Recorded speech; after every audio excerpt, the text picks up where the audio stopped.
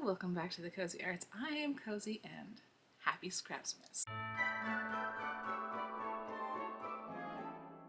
We're gonna do a scraps project, and I have gathered up, I've got more than this, but I've gathered up a bin full of Christmassy fabric that I have accumulated over the years between Christmas crafts and, you know, Christmas outfit crafting. So my plan for this, I think my first Craftmas, I made a paper chain, but I crocheted and knitted it.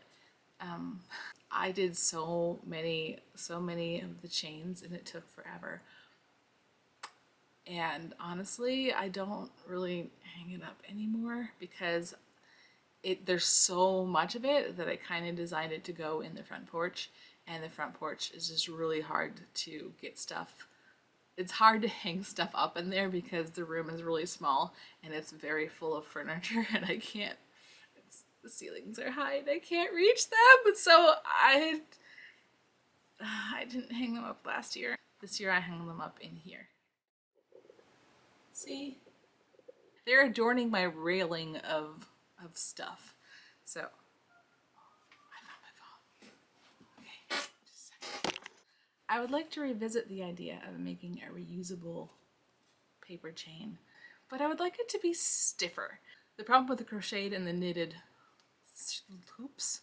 chains, the problem with the knitted and the crocheted chains was that they just got really saggy. I probably could have spent a lot of effort just covering them in starch, but I'd still think that they would eventually get saggy. So what I would also, they're together forever. They're forever joined. I was thinking it might be fun to make this an advent calendar style. So we will have 24 chains, or 25 if you feel like it, and you can take one off a day if you feel like it. So that's the plan. So we're doing that out of the Christmassy scraps that I have collected so far. So hopefully I have enough, because I do have a lot. I do have a lot of Christmassy stuff. I do have a lot of this fabric that I can fluff it out with, but I don't think it like matches, because most of the other stuff that I have is red and green. So hopefully we can make do. The other problem that I'm going to have, and I know already that I'm going to have, is that I have a lot of flannel, which I would prefer to do on the serger because it just stops it from fraying so much. But my serger is broken. So we're going to be using the sewing machine today and not the serger. But also, no one's wearing this. It's probably not going through the wash. It's really just going to be hung and then taken down. So maybe it'll be fine. Maybe it'll be okay. Who's to say? Who's to say? So we have a bunch of scraps, and I got some, ooh, I shouldn't have crumpled it up and put it in the bin, but I've got a bunch of interfacing. This isn't the stiffest. I have some really stiff stuff that you use for like hats and purses. I think that's too stiff, and I also don't have that much of it, but I do have like a good amount of this, and it's easy enough to get your hands on more if we need to. So it should give it a little bit of stiffness, so it's not super floppy. But I'm gonna do a test one first, because if it is super floppy, then we're gonna abandon this idea before we spend too much time on it. Because it's Craftmas, baby, and we gotta bust out some crafts. I also didn't think I was gonna do a Craftmas this year because I didn't think I had enough ideas of things that we needed to make. I don't want to make things just for the purpose of making them. Christmas can easily become about excess, and I don't want that. I want tradition and nostalgia, but not tradition in an oppressive way, tradition in a we make our own traditions sort of way. I don't know that we're gonna keep this because we have so many advent calendars. So if we do keep it, it probably won't be, it'll probably just be a decoration. But I'm also not opposed to giving it away. So we shall see. But that's the first thing we're gonna do is we're going to figure out the size that we want, and we're gonna do a test chain. So let's get into it. I did the first one, and I think I'm going to tighten this up so it's more of an applique stitch. If I were going to be doing this the right way, I would be sewing it right sides together in like a tube and then pulling that through so that we're hiding the seam and it would look nice. What I decided to do here was just do a zigzag around the edges because this is going to take forever and it's just a scrap project. And why are we going to make our lives harder? They are, I don't know. I don't know how, I think it like holds up about as well as paper does. So it's not super floppy. Like if we did it with just fabric, I think it'd be floppier. But yeah. And I used cam snaps because that's what I have and they are very easy for me and I love them. And put a snap, and so that way we can take them apart. We can take them all apart for storage. We can take them apart one by one as the days go on, but I think I want to make it a little bit more narrow. So I'm just going to take my little template and I'm just going to fold it out just a smidge more. So is this going to be wide enough?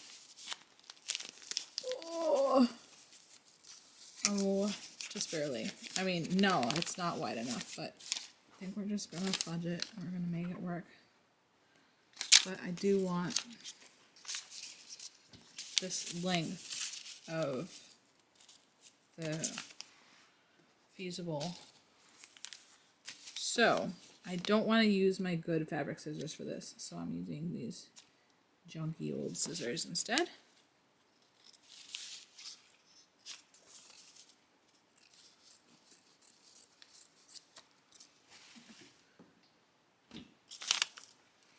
So I'm going to put the fusible. See, there is a side you can feel the dots are slightly raised on the side. It says smoother. This is where the glue is. Ideally, you'd have a sacrificial sheet over this just in case any glue gets to your iron. But, you know, sometimes. I think I'm going to bring this all the way down here just so I have a bigger scrap left over in case I have another project that I could use scrap for. So I'm just going to get my hot iron and iron this down.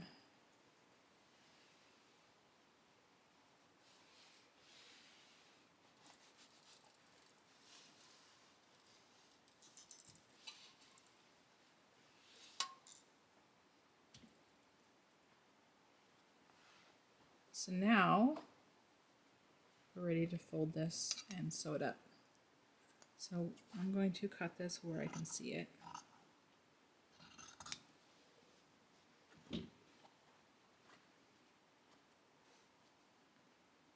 And then while I have the iron, especially since this is not gonna, this one's a little bit thinner than the other one.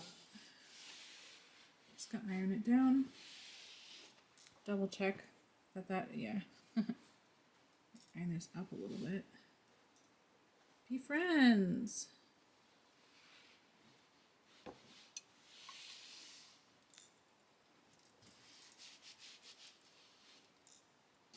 Ooh.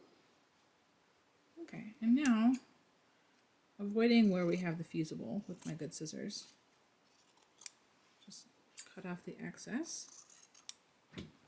And we can sew it up. If this were a perfect world, I would change out the thread to a matching thread.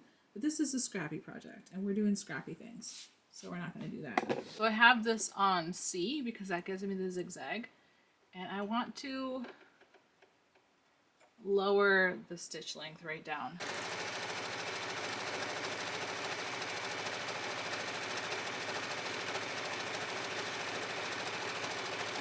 And here we have our finished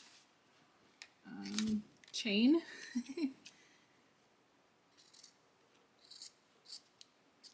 So I'm going to just neaten it up a little bit. Now this edge right here, we didn't need to sew it. I just like the look. I think it keeps it nice and consistent, and it makes it look a little less of a haphazard scrappy craft, while still being a haphazard scrappy craft. Oh no! So I have my snap press, and I have my snap pieces. I'm just going to take the pokey and poke it through. You can get an awl if this is too thick, but this is just fine to go through. And then I'm going to line the smooth part up with the rounded piece and give it a little squeeze. That pushes the spike down into the stud, holding it still. So then we're going to put the other one here. I like to do this just to make sure that I'm putting the pieces the correct direction. So we've got another smooth with the spiky. Now we're going to put this female piece here, which has got a wider basin. And once again, we're going to line up the bottom round bit with the round bit and give it a little squeeze. You don't need to use too much pressure. In fact, if you use too much pressure, you can break the plastic. I do have metal snaps, but I am not as good at using them. This is much faster because you don't have to change out the die. In fact, I think, can you see that I had that a little bit misaligned? So it's possible that this isn't going to want to snap together. Yeah, so this bit of plastic was misaligned, so now it's in the way. So let's cross our fingers that we can fix it. Ooh, I think we did it. So I just squished it flatter, and hopefully I didn't squish it into the, yeah, that's what we want here. So now we have a nice little snap, and let's put them together. What do we get? Ooh, got a nice little chain. But now I need to do this 22 more times. Okay, well, I best get to sewing. See you later. Quick update. This is the interfacing that I had been using, which I was like, I thought that I had new stuff and it wasn't that beat up. I did have new stuff. It feels pretty stiff. I will give it a go and see if it makes our chains even stiffer. I did this one with this newer interfacing, and it is, I don't know if you can, here, I'll do a flop test side by side. So I'm holding both of these on their snap, and can you see? This one is much floppier. This one has a little bit more resistance. So it's much stiffer chain. So you're gonna do the rest of them with this. And if I have if I feel like it, I might make replacement ones for these. But I also, maybe these are just the end guys and it doesn't matter. What if they're just the end guys and it doesn't matter? That's fine. And snappy together. Look at our chain. Look at our chain. Alright, well, I gotta get sewing. So, see you later. But this project would work really well for a countdown for anything. If you just want to use any scraps that you have in any other colorways, you could do like someone's favorite colors for their birthday, or purple, black, orange, green for Halloween. Yeah, whatever you want. But this is what we're making today. We're making Christmas countdown. Well, So now I have a whole bunch of these strips, and my child looked at them and said they could be bookmarks, which they could. They could be bookmarks, but they're not going to be bookmarks today. Now at this point, if you have like an iron-on transfer, you could add numbers here. You could do a puff paint number here. You could do some embroidery here. I'm not gonna do that. I think I like it with no numbers, so I think we're just gonna go no numbers. I have a whole bunch more of these two patterns, but I didn't want to cut into them like where we had a good uncut piece because I wanted to have more usable fabric. So I cut rather conservatively on these so that we would be able to make more projects in the future with these, but I did go a little bit heavier on the solids than I was anticipating. That's fine. What we need to do is we just need to add a whole bunch of snaps. It's snapping time. One thing that you could do, you could just take your awl and pre-make the hole. Now, I did at one point have all these very well organized, but they are no longer organized. So I think I'm gonna go blue on this just because I'm somewhat limited in the colors that I have. So they're not all going to be matchy. But maybe if I keep a blue, then I'll still have that winter feel, be a little bit Hanukkah. You can count down to whatever you want. I'm not gonna stop you.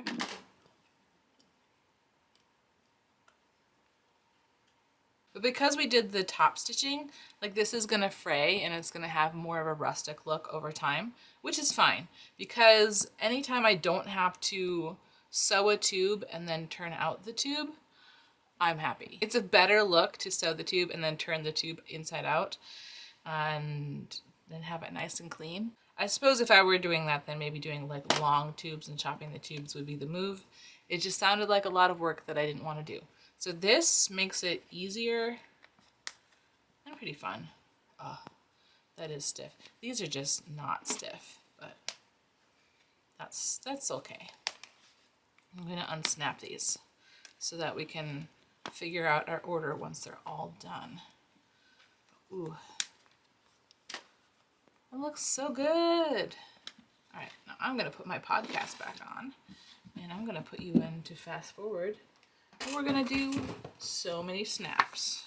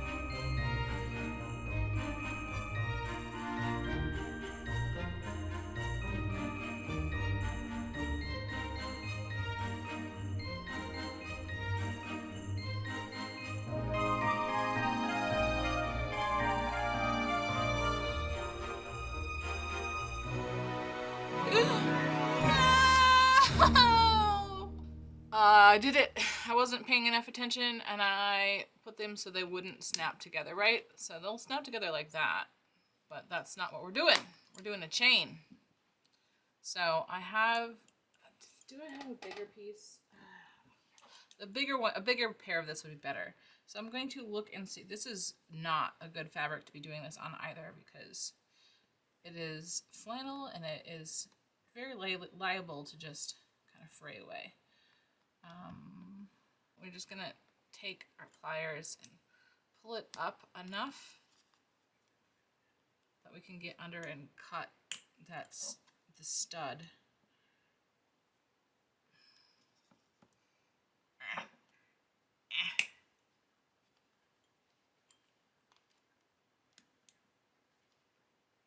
I'm sure there's a better way. They do, I believe they sell a tool for taking these snaps off. It just kind of punches a hole where the stud goes. But I don't have that. Is that enough to get in there? I don't think so.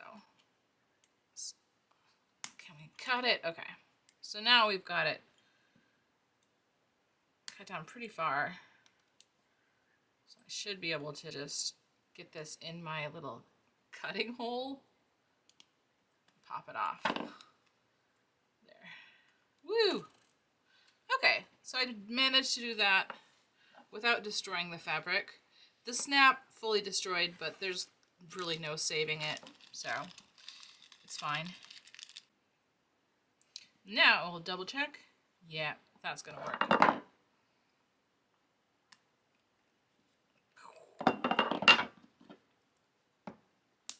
Yay! Now, I'm not super happy with how much this is frayed, so I might just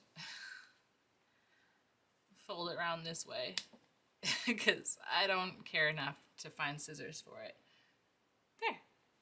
All right. I still have quite a stack. I think I'm going to finish the rest of this off camera and we'll come back when it's done. See you later. Bye. Okay, they're all snapped up. I only have 2 of these. I only have 2 of these. And I only have 2 of these, which I could have done more of these and I wish that I had. Maybe someday I'll add to the chain. Right now, I don't want to sew any more of these, honestly. I don't want to have to get the iron out again, honestly. So, the plan, well, which one to use? The floppy one. This one's really floppy. So the plan is we're going to do a solid and then a pattern. I didn't math it out to see how well this would work. And we'll do a solid. And then we'll do a pattern. Let's do a red pattern because we've got a lot of green in this spot. We'll do another solid, so much green.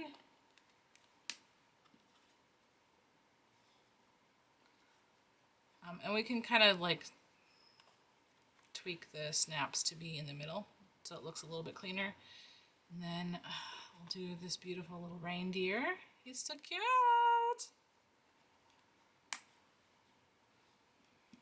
And then we'll go for the red one, even though they are to be used sparingly. And we'll go for another rare. We'll put the rares right here.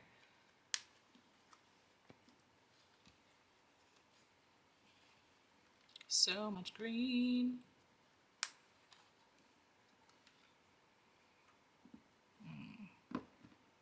Like I don't know that we have. We've got 3 more of the reindeer, 1 more of each of these, and then a bunch of these. I'll put some here.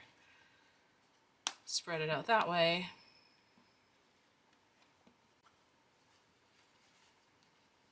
But yeah, I don't know how the math's gonna work. But this is a scrappy craft. We didn't plan it because it's scraps. If you have enough scraps that you can plan it, then go ahead and plan it, I guess. Have fun.